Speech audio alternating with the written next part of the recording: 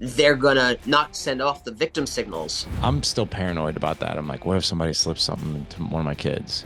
So if we tell our kid not to talk to strangers, then we rob them of their most important ability to participate in their own rescue if something goes wrong. Jason, what's going on, man? Welcome to the podcast. It's good to see you. Hey, Larry, good to see you again. So man, I'm excited to do this. The safest family on the block. Uh, how long have you been in martial arts for? So I started training in martial arts, if you count wrestling, when seventh grade wrestling, and I actually cried because I didn't want to. My dad was a very good dad, but he's in some ways the kind of the worst kind of athlete dad because he came in third in the state tournament in wrestling. So of course he wanted one of his sons to go take first.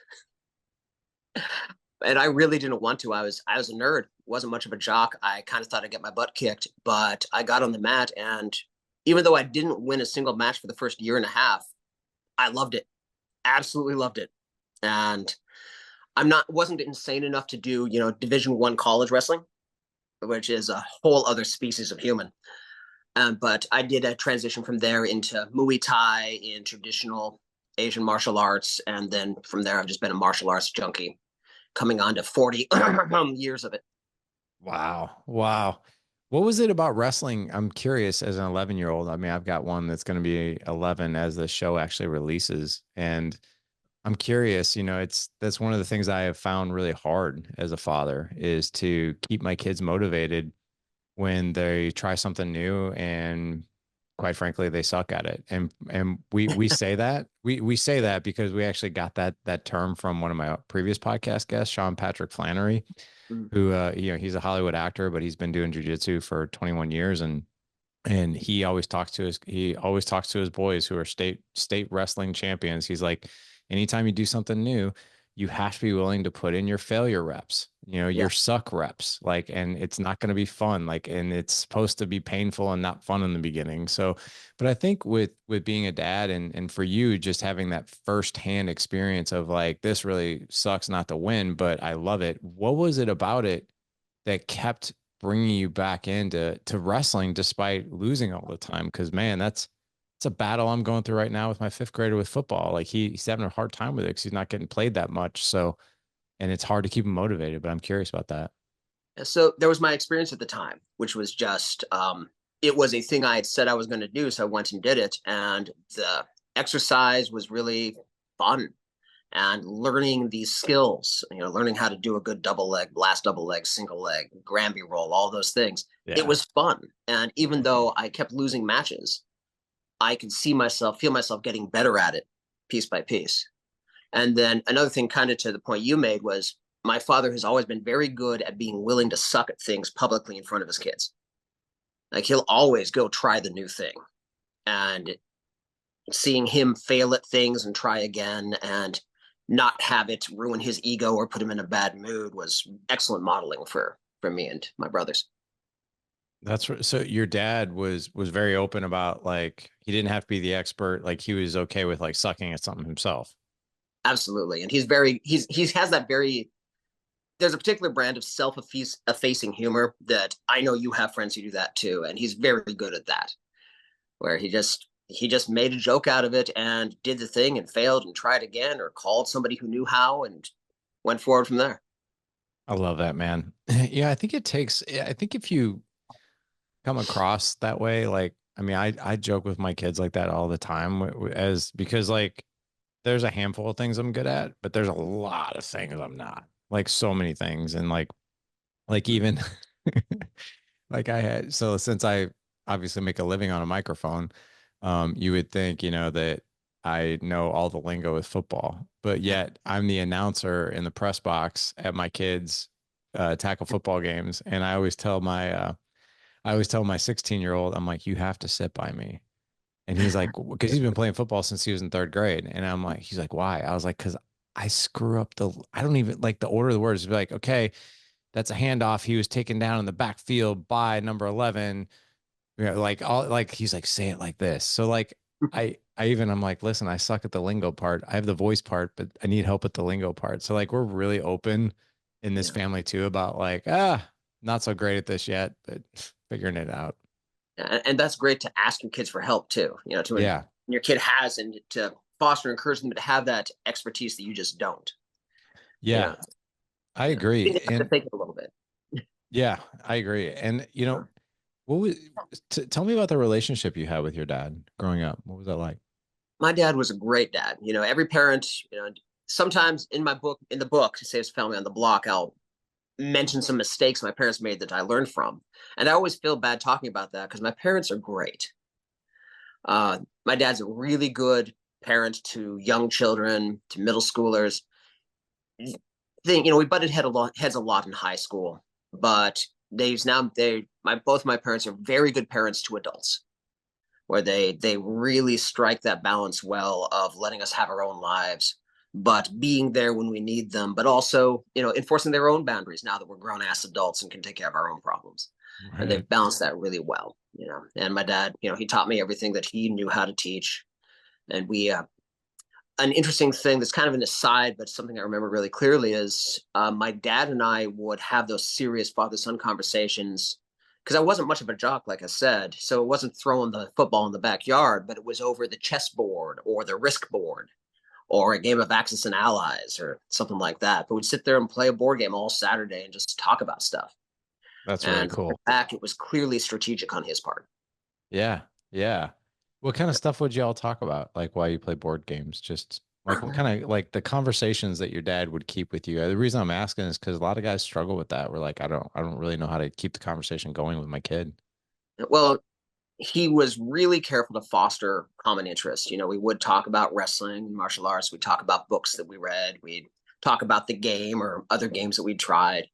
And he was also really good at just kind of being there. And he knew how to be quiet just long enough for me to get uncomfortable in the silence and ask a question or talk about something.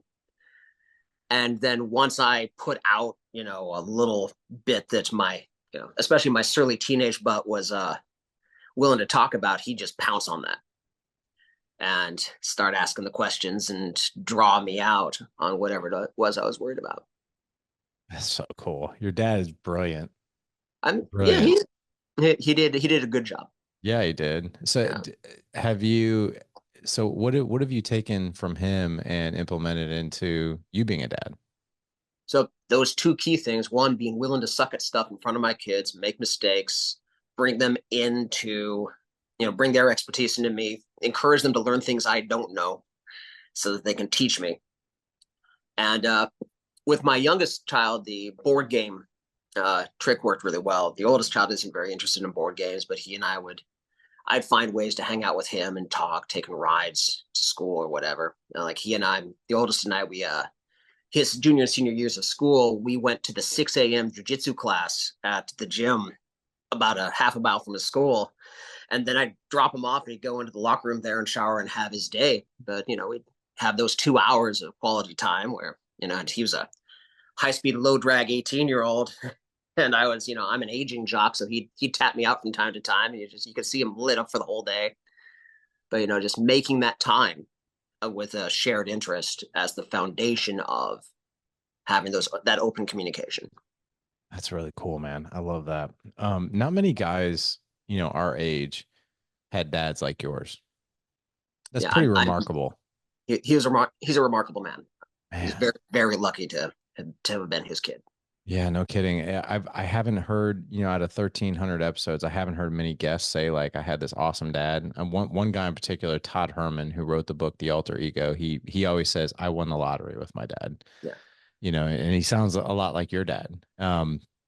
Before we get into how we can create a safer family, right? And but I'm so curious. I love martial arts. I started my martial arts journey, I guess, with wrestling as well, and then that turned into Taekwondo, and then Kuk Sowan and Krav Maga, and now I'm doing jujitsu, and now I officially suck at jujitsu because I've only been doing it for 6 weeks. So I mean, when I say I suck, I mean like I'm like absolutely terrible. Like it's laughable, but it's really funny. But the curious thing that I had a question for you is I like to always ask this of any other fellow martial artists. If have you ever had to use it in a real life situation? If so, what happened? So, couple of caveats on that. I I was that guy who had a wrestling background, as in Muay Thai in his 20s with a lot of testosterone, who bounced. Oh, you So bounced? yeah, so I had some experiences there, and I did some some other security work. So I've had some experiences there. Although the club that I bounced at definitely had a policy of overwhelming force. So the amount of times I had to go hands on versus the amount of time I kept a guy talking while the 11 other members of the team surrounded him and then just walked him out gently. We very rarely had to go hands on because it was a very professional outfit. Oh, that's But good. but in terms of times that I wasn't being paid for it, a handful of times. Although I do tell a story which supports one of the most important, what I think is the most important physical martial arts skill. And this is something I'll tell any parent who's thinking of getting their kids into martial arts. The most important physical martial arts skill, and I'm sure you'll agree, is falling. Falling. We don't get into vessels. We fall a couple of times a year. And a story that I tell when I met I'm in my second marriage now, and I was in my mid 40s when I met her parents. And a month before that, I'd been up at a cabin my family owns, and I was leaning against the deck rail with my at the time 6-year-old son kind of leaning against me when the rail broke Oh no. and pitched us both over 6 foot fall to the ground with a bunch of lumber. But Oh, I used that part of my training. I had a splinter here, and he wanted to do it again. He thought it was fun, because I just grabbed him, put his head against my chest, made sure I landed on my back. And that was absolutely using the skills that I've developed in a life of martial arts training. So fast forward a month when I'm talking, meeting my now wife's father for the first time, and he asks me, "So Rachel says you're serious about martial arts?" And I tell him, I've studied it for a very long time. It's not just a thing I do; it's a large part of who I am. And he asked me the same question about, "Have you ever had to use your skills?" And I knew I was being interviewed. This is a father trying to keep his wife safe, finding out if this guy she was into was a thug. You know, so I told him that story, and I passed that interview. good for you. Yeah. But yeah, Yeah. once or twice. Yeah, but besides that, once or twice, in fact, I had a situation with a drunk and angry relative not long ago that I had to quell him without hurting him. So basically like restrain him type Yeah, thing. Yeah. Okay. yeah. Yeah. I agree with you on the falling thing. So we when I did Kuksowan, which is it's a traditional Korean martial art that combines Taekwondo and Hapkido together. And I did that one the longest. I did that one for about 7, 8 years. And we were taught how to fall from because of the Hapkido portion. And so like front fall, back fall, side falls. We had these things called like I can't remember how we I just remember the Korean term for them, which was called Haheijin, which is that basically it's like when someone flips you Mm. and then you have to land sort of somewhat on your side and on your back, hit the mat with your arm. So that takes the impact. But yeah, the falling thing, like it's all about like the way we were taught anyway, was your limbs are the thing that takes the impact, like so you're hitting the ground like with your arms and that kind of thing. But yeah, our instructor was adamant about that. He's like, you're not going to get injured by someone kicking you, or you might. He's like, you'll actually get more injured if you fall wrong. So we're learning that. So he was die hard about that. Yeah, and every serious martial artist you ask is going to give the same answer. It's actually Yeah. one of the ways you can kind of tell if somebody is, really serious about it or whether they're kind of a macho wannabe. Yeah. Yeah. Because again, we all fall down, but if we're doing our job right, we don't get in a fight. True. True. Well, Yeah. so let's hear about some of the myths out there. Like you got me really curious about this. Like I think of like I can protect my family like if I need to. Like God forbid I don't have to, but it's there if I need to. But some of the other things that you mentioned that I know that are on your site I mean it's very robust. I mean it's not just martial arts and physically protecting your family, but like all kinds of different things that you've been exploring. But what are some of the myths that we quite frankly just don't know about? I'm really glad you asked, and I'm really proud of the collection of information that's gotten together that people have come and given to the project so generously. One of the things that I've I kind of thought I knew it before, but in the 100 interviews plus that I've done for the show, what I've learned is that the highly competent, most highly dangerous people in the world are also the nicest, and they're just so into sharing information. But the biggest, most important myth I think that's out there that's the most harmful is the myth of stranger danger. I mean, and it's bad on a number of levels. You and I are about the same age. We grew up with "Don't Talk to Strangers." Mm-hmm. And "Don't Talk to Strangers" came out of this imagined child abduction epidemic in like the late 70s, early 80s, because Reader's Digest and Time Magazine got hold of this statistic that, more than 100,000 kids went missing every year. But almost all of them just got lost and were found that day. And almost all of the rest were non custodial parent abductions, which is not stranger danger. It's not the dude in the van with the candy that we imagine when we think stranger danger. And this is wrong on a lot of levels. And one of them is, it ain't true.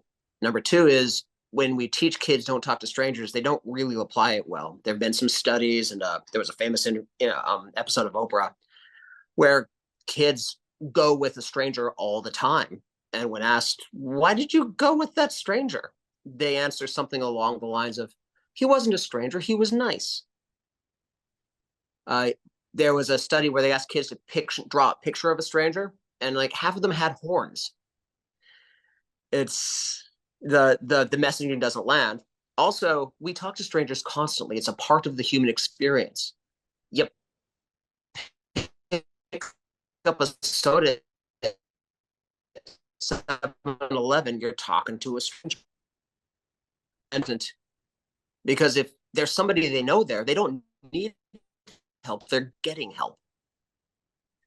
So if we tell our kid not to talk to strangers, then we rob them of their most important ability to participate in their own rescue if something goes wrong. So there's all kinds of reasons to not teach don't to strangers. Wow. And then beyond that, there's the fact that in violence, the overwhelming amount of violence to children, to adults, comes from people we know. Don't talk to strangers in any way. Don't talk to strangers doesn't protect your son from being molested by a soccer coach. So it's a huge myth that we all learned, and the people who are smart in the industry all agree that this is a myth that we need to quash, but it's a pervasive myth and a lot of people still teach it. Do you by any chance know the statistics of, if there is call it a child predator of any kind, whether it's a kidnapping, a molestation, or something inappropriate happens? What is the percentage that the kid knows the person versus that they don't?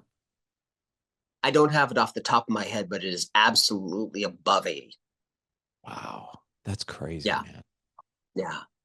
I mean, it makes sense because like a kid is going to feel more comfortable, I think, with someone that he knows and or she knows, and the pedophile can spend more time grooming. And like Yeah. I interviewed a guy who was very open about, it was a coach for him. And this Mm-hmm. was literally just last week. He talked about it, and that he, when he was asked, I think he was only 8 at the time, and he had no idea what was happening. And he thought, well, this is my coach.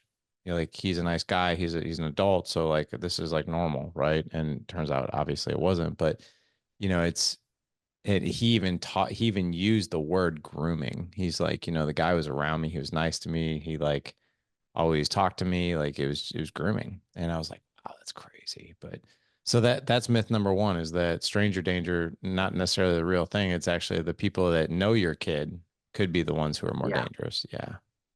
Wow. Absolutely. And there's one coda to that that's important. That if we want to talk to our kids about strangers, the best thing we can do is talk about, if you need help from a stranger, which stranger do you approach?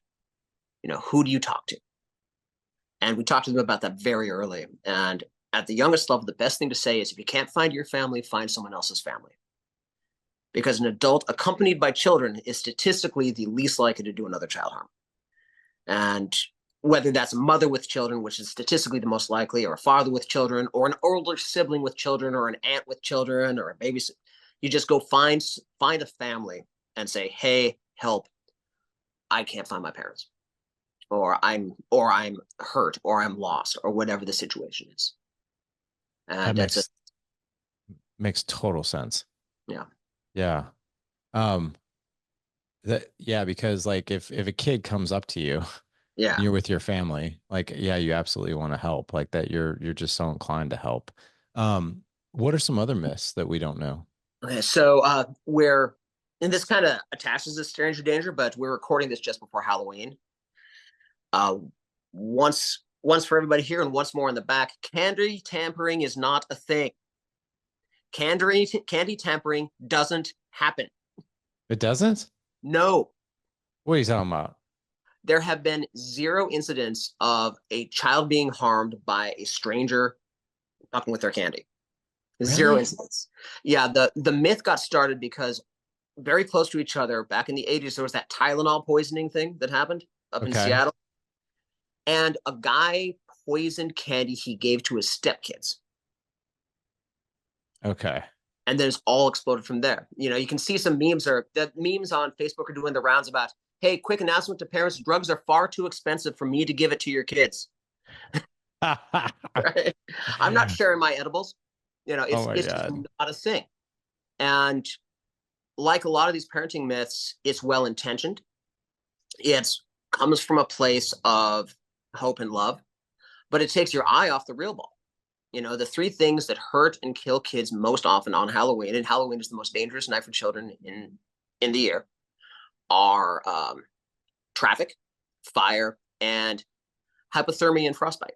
The last one doesn't kill a lot of kids, but you put them in these thin Halloween party city costumes with little fabric boots when it's pretty much November, and they don't have a good base layer under that. And the next thing you know, they got blue and white toes, and a couple thousand go to the ER every year Wow, because I we're did not know worrying. that.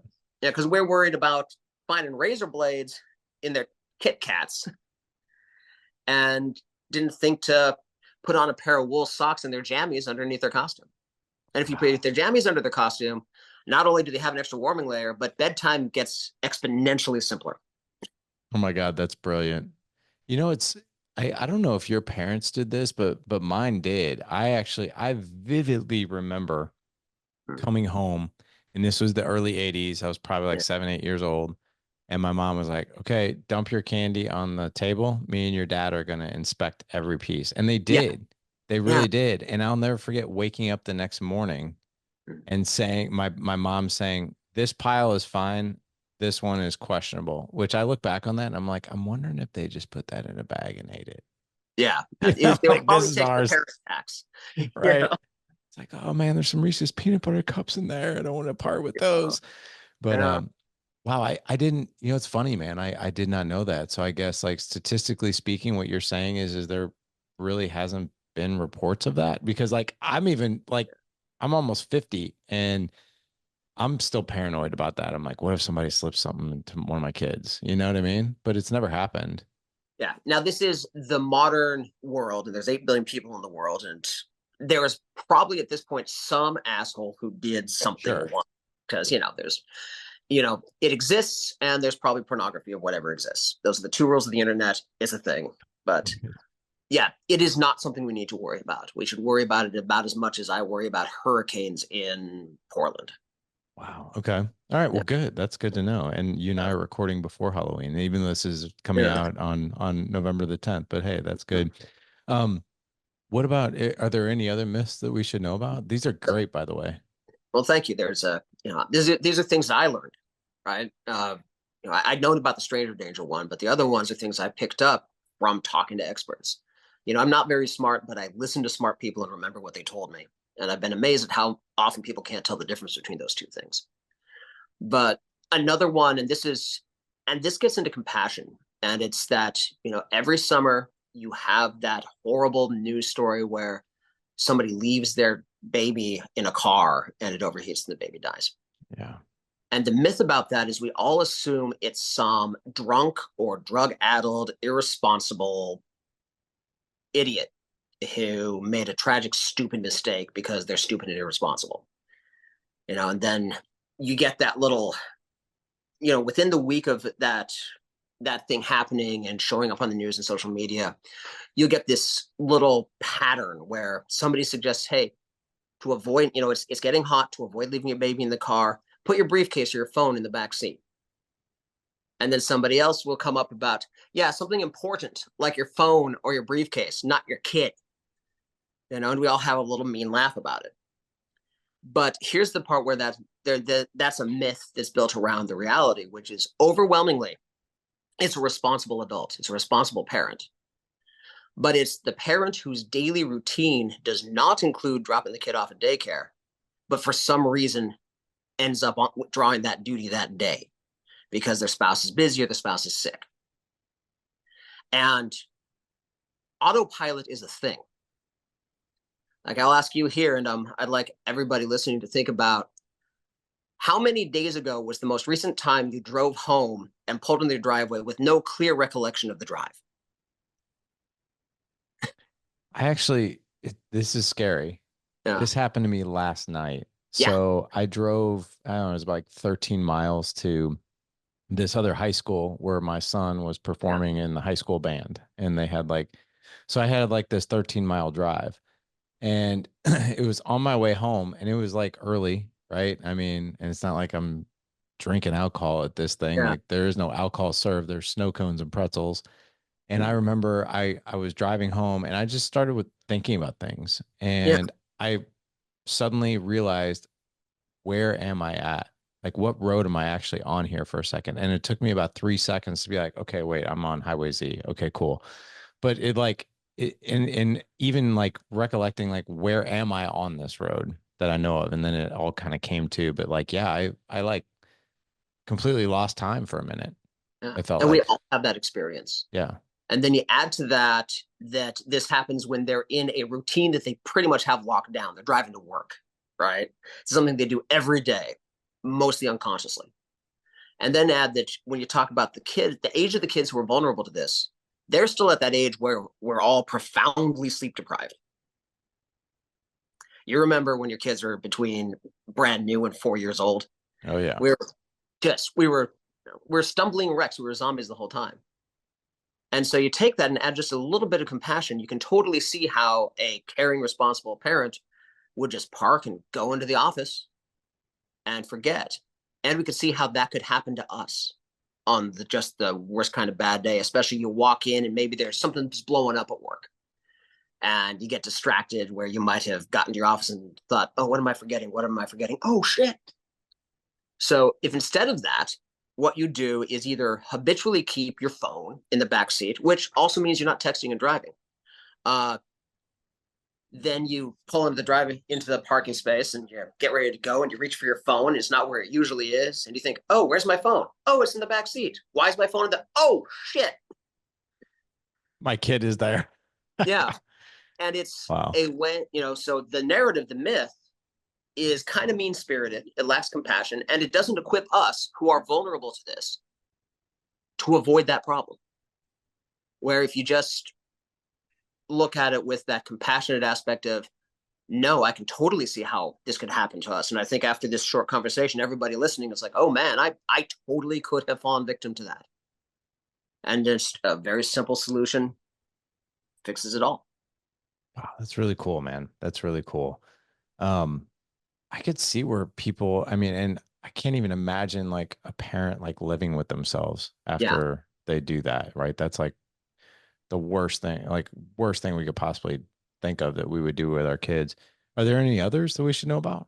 So I an ebook with 12 of them, but I'm not remembering all of them offhand. But stuff like we're looking at the wrong cyber threats.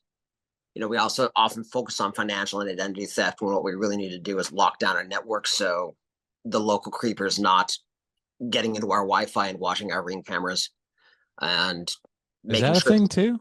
is a thing people can do. Um, you just got to lock down your network and not share your address. Your not share your password. You mean like get a VPN? Is that what you're saying?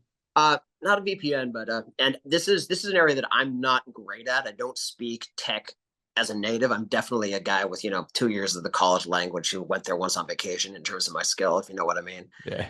Um, but the people that I trust recommend for your home network to actually set up two Wi-Fi networks. One for the entertainment that has the Wi-Fi that you share with your friends when they come over, and you tell folks. And then another one that's for your Internet of Things, for your Ring camera, for your door lock, for your thermostat, any of that stuff. And then that password, yeah, if you can get away with it, you don't even share it with your kids. That one is locked down, and of course, you use the highest quality passphrase you can. Wow. Okay. I did not know that. We Yeah, actually have two different Wi-Fi networks here in my nice. house, and that's only because we're between Mm-hmm. disconnecting one and activating the other. But maybe, maybe I'll keep both. Oh my it's gosh. it's a little thing that you can do, Yeah. and a lot of those little things. Um, so yeah, those are some of the biggest myths, some of the most destructive myths, and also they kind of demonstrate, I think, in a really visceral way, all three of them, Yeah. how just a little bit of extra information can make our families so much safer. Like that. I like that. And that's really helpful. Can I ask you some questions around Absolutely. what parents can do if their kids are getting picked on? Oh, wow. Okay. So the first line of defense for bullying, being picked on, grooming, and later on for making sure that you help them make good decisions where they're starting to get involved in romantic and sexual relationships is what we talked about at the beginning. Keeping those lines of communication open, making mistakes, being their ally when they make mistakes. And let's bookmark that because that's a whole other thing that I think is hugely important. Letting them know that you are a person to come to who will, you're not going to protect them from the natural and necessary consequences of their mistakes, but you're not going to make their bad day worse. And you're going to be there right with them, modeling and helping them meet those consequences with maturity and grace. And that's a huge thing that we can do. So that foundation from the very beginning, when the toddler falls down and you applaud that they made the mistake, you know, to when they start whatever it is, you're just always their staunch and ferocious ally. So the first line of defense is Mm-hmm. being able to create an environment. And in our community, we call it create an environment of psychological safety where you're Yeah, the go-to, you're the yeah, safe one to talk to. The kids can bring all their stuff to you. We talk about it too, as in, our goal is to be our kids' 3 a.m. call, yeah, right? You exactly. know, but yeah, and without that connection, without that communication, I know we have nothing. But it's interesting hearing from a safety expert like yourself and a martial artist that the first line, like I thought you were going to say, oh, you should talk to your kids about it. And then, they should go talk to the teacher and then they should go to maybe have this conversation with the kid. But I'm pleasantly surprised to know that the first line of defense is actually our communication and our Yeah. connection with them. And that happens through conversation. So I love that, man. So It's a challenge, because we're tired at the end of the day too. And yeah. sometimes we really don't want to watch another YouTube video about Minecraft. And if we hear about their favorite video game one more time, we think we might actually die of it. This is a true part of parenting, Yeah, right? But that is so true. taking that, and so yeah, but that's it's not only the first line of defense reactively, but it's the first line of defense proactively. Because if your kids grow up knowing they are valued and loved, they're gonna not send off the victim signals. And for the kid, you really have to strategize that. All right. Like my oldest son is large and way more charming than anybody else in the family. Um, and so he was always able to just kind of be funny, because he was of a size where he could take care of himself, but also he was just friendly with everybody. And would and then that was he just riposte back to anything mean somebody said in a funny way that got the whole crowd laughing, and then defuse the whole thing. Or just go up to the guy and say, hey man, what's wrong? You're my buddy. Why are you doing me like this? What's going on? Everything okay at home? And that worked for him. My youngest is more like I was when I grew up, kind of a skinny, bookish, nerdy type. And so he has different strategies. But you find out what your kid is good at, what your kid likes, and talk to them about how to diffuse those situations. And then the other thing is that schools permit bullying. And part of why schools permit bullying is zero tolerance, right? And the zero tolerance policies. And those are starting to fade because people have found out that they're terrible. But a lot of schools still have them. And so that encourages bullying. And also, they encourage bullying because we mistreat teachers. Teachers never have enough time to do all the things we ask them. So if your kid's teacher isn't protecting your child from bullies, it's not because they're mean most of the time. It's not because they don't like your kid. It's because they have 100 other things to do. And our job, unfortunately, we don't ever want to have an adversarial relationship with our kids' teachers if we can avoid it. But we need to go in there and make not protecting your kid a bigger pain in the ass than protecting your kid. With emails, phone calls, showing up and having a conversation when you can tell from their body language they really just want to go home. Uh, don't slip all the way into bullying the teacher, but making the consequences of not protecting your kid take such a footprint of time and energy that they prioritize protecting your child. I like that. So basically build an ally with the teachers. And obviously depending the thing that I battle with though, Jason, is this whole thing of like, um, so I'll share this. We have a situation in our house right now where one of our kids is getting bullied. And, he's at that age where it's a tipping point of like, if you step in as a parent, well, then you're being overprotective. Yeah. And if you don't step in as a parent, maybe you're not being protective enough. So, like, that's the battle that my wife and I are facing. And so, the thing that I've shared with my son, and I don't know if this is right. This is wrong. It feels right to me. I was bullied as a kid. It was horrible. It was like freaking torture, man. And people stopped messing with me when I started standing up for myself. Yeah. And this is the message I tell my kids. God forbid I get a call from the school and you're the one bullying somebody. You'll be in more trouble than if you defended yourself. So they know that. Yeah. And luckily, none of my kids pick on somebody else. However, my kids have been the target of bullying, and right now we're dealing with one. And the one that's doing the worst is one of my kids' quote unquote friends. Mm. And but he's being a jerk. He's being really mean. And so I told my son, I was like, look, you ask him nicely, like Mm. say, hey, please stop doing that. Yeah. Right. And then I mean, he's a friend. So I'd give him like three chances. Like, hey, I've told you, please stop doing this. If you don't stop doing this, I'll have no choice but to defend myself. And I know that sounds really robotic, but like, I've told my son, I was like, look, if he continues to do it, I mean, Mm. grab him and throw him up against the wall and get in his face. I was like, sometimes these people, unfortunately, you just need to send a message of like, listen, do not mess with me.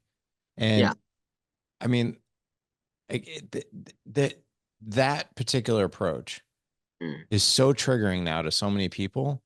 But you know what else is triggering? Your kid picking on my kid, and I can't do Yeah. shit about it. That's what's Yeah. triggering. Yeah, when you Like, like yeah, my youngest had the same thing. Had a good friend for a few years who decided he wanted to be cooler and started picking on him. And suddenly I found myself wanting to punch a 10-year-old, right?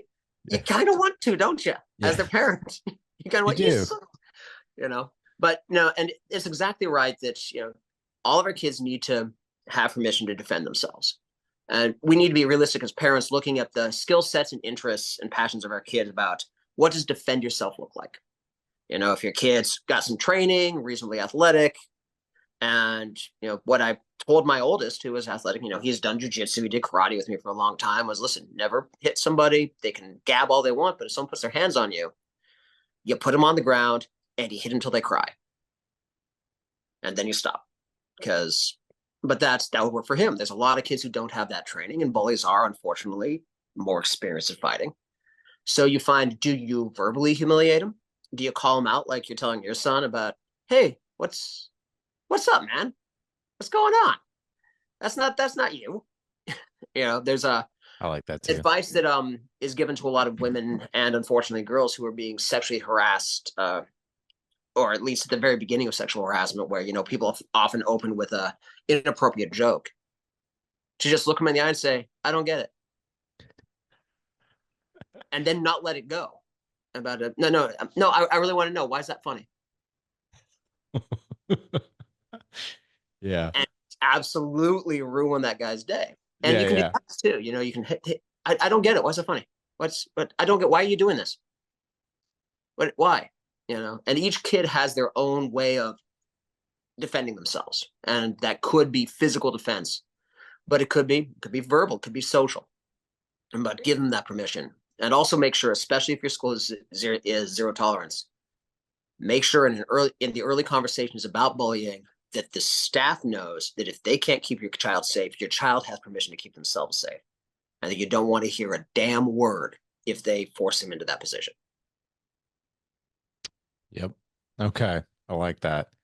I really like that approach too of like almost like, yeah, really, I don't, what's funny about that? Or like, and I really love even if you have a friend that's targeting you, like one of my kids is like, really, man, that's not you. Come on. Yeah. Come on. Like, really? We're buddies. Like, Yeah. stop. Yeah, one of Yeah. my black belts when I was running my school, he was in early high school, and a kid just started bullying him, bullying him, bullying him. And he sits down next to him at lunch, says, "Man, that's not like you. What's wrong? Is everything okay at home?" Got him alone.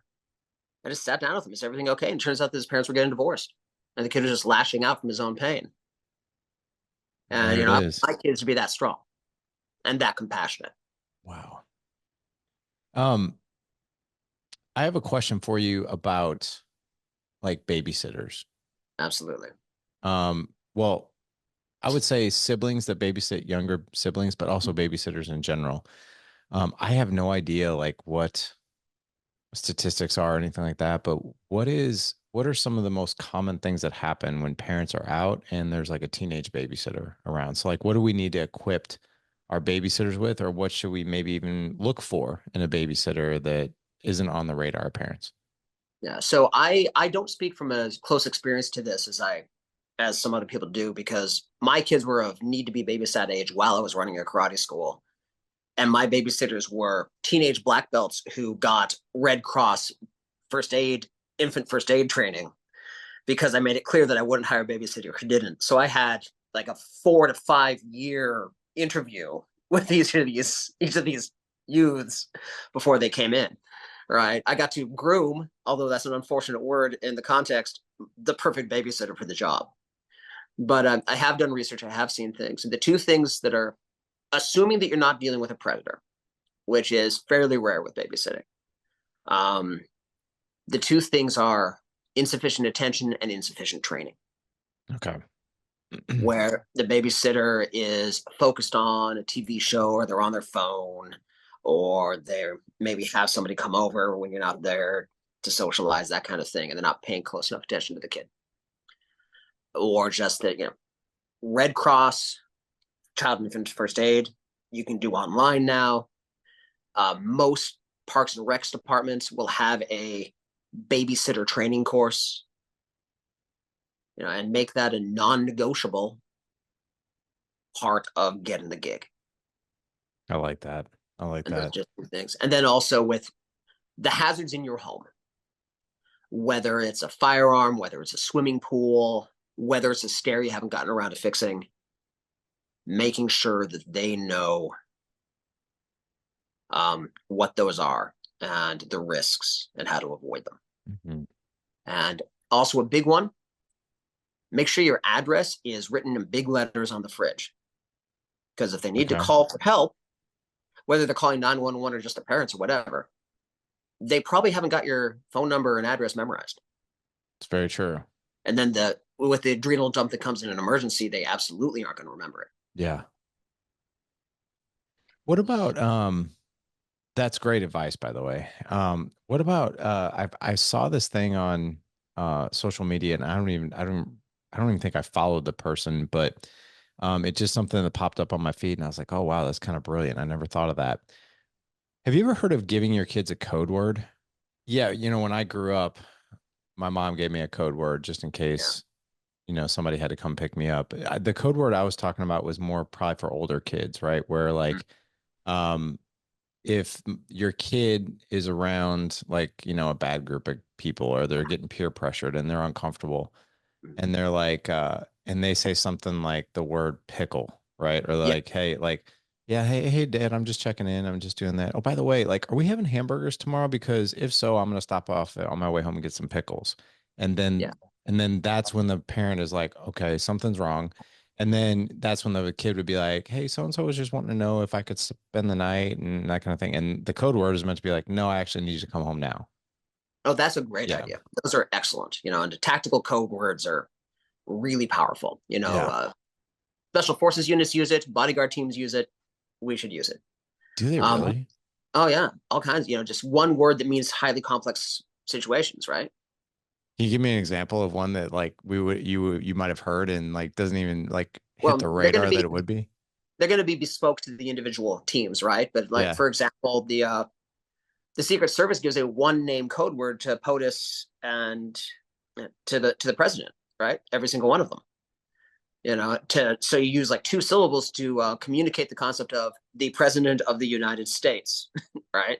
Right. And it's that simple. But you'll have different names for specific responses. Like a fire team will have, we're going to do this, and they'll have a name for it, and that means everybody on the team has a job to do, and they go do that particular job, rather than sitting here and trying to explain it. I mean, football teams have the same thing, right? They don't say, "Okay, John, you're going to go to the left," and they're going to say like "blue 4," right? Right. Those all work because code words are an effective way of sending information. Like my oldest son's code word for me, and we would call it the bat signal. Right? It was, "Hey, come get me." Was he would ask if Uncle Matt was here yet, right? That's good. And then I'd say, "Yeah, no, he's here. He's waiting for you, buddy." Then he could say, "Ah, shit, man, I'd love to hang out, but my uncle's here to visit. He's from way out of town, and I got to go. Sorry, guys. My dad's gonna That's be here in good. 10 minutes." Yeah. I like You know, that. that kind of thing. We That's had good. one. We had one for when we were traveling. I don't know if I mentioned, but we travel a lot with our kids. That's our what's the word? That's That's your our thing. value that we try to do. Yeah. Like I say, when you're middle class, you get to act like you're rich about one thing. I have a crappy car, but we go travel a lot, Yeah. Yeah. right? But for traveling in the United States and elsewhere, we would have, hey, is that Aunt Lorna? And I'd point. And what that meant was because Lorna at the time was living in Nagasaki, Japan. It wasn't going to be Aunt Lorna, but everybody knew that meant I was pointing towards something that might be a problem. Got And it. then the whole family would kind of was instructed to draft to the other side of me from that direction. And then we would shift from what we were planning to do to finding the nearest exit from the situation. Did it And did when in your travels, how often has Aunt Lorna showed up? never for real. Really? But Okay, but I yeah, drilled them a couple times. that's good. I like that. Yeah. Versus like, hey, there's a danger. Get Mhm. behind me. Yeah. I like that. And then go from there. And sometimes I drill them on two drunks arguing over there. They're not a threat to us, but it indicates and trying to teach about this is something that you should pay attention to because those things kind of spill out. Sometimes somebody draws, that sort of thing. But yeah, those kind of code words are really powerful, and you can kind of increase the number of them as your kids get older, That's and good. especially the one you're talking about the your kid is telling you something's not right. Right, right.